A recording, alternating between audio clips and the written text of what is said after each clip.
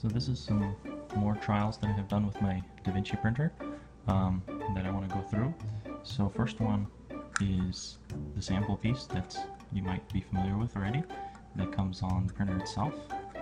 This one turned out beautifully, very nice. I think it uses probably the normal settings, which is 0.3 millimeter for the edge.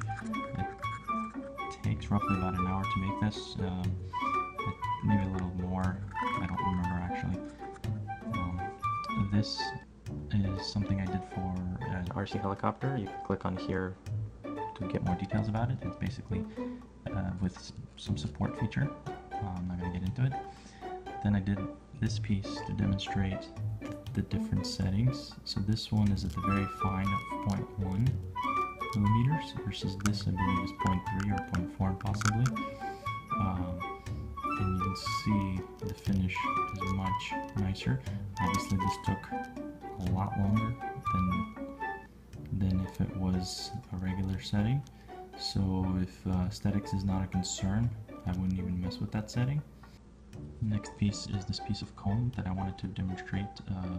Basically I took a sheet metal part that had a bend. That's 40 thousandths thick aluminum laser cut, and I wanted to see how it looked on the print, and it looked really nicely. It turned out functionally with the same functions that the aluminum. Obviously you wouldn't have the strength, but for this piece, the strength you don't need. This is something I wanted to experiment for my work.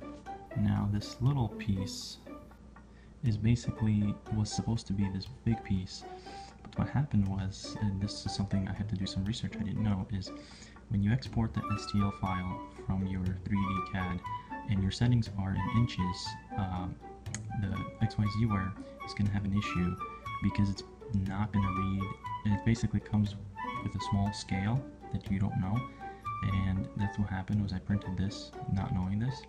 So the solution is if you change your settings to millimeters before exporting it to an STL, then you can print a regular size. So this is the regular size compared to what I printed the first time, which was kind of a failure in my opinion, but yet it's so small, and I was actually surprised and very impressed how well it did. To show you the size roughly, it's about 20 thousandths thick maybe, no, a little bit more, roughly about 25. So size-wise it did very well. So the last piece is this comb. It's basically similar style like this one, except it's more 3D supported. This one turned out very nicely. It's somewhat flexible, which is nice.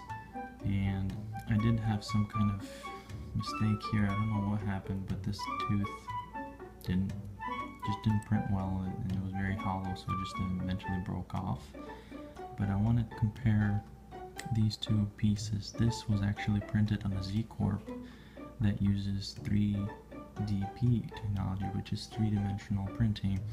Basically it just uses adhesive in the print, and it dispenses adhesive into a powder. This technology is better in a sense for aesthetics and only aesthetics, because as you can see I already broke this piece off because it's so brittle and it just breaks very easily, compared to this one is very flexible, and you can get a lot more functionality out of this piece. So this was printed on a very expensive machine that we have at work. This I did at home on the Vinci, had no problems with it, and I actually prefer this a lot better because it's very functional. So basically this is it. Like, comment, and subscribe. Let me know if there's anything else I should look into. Thank you.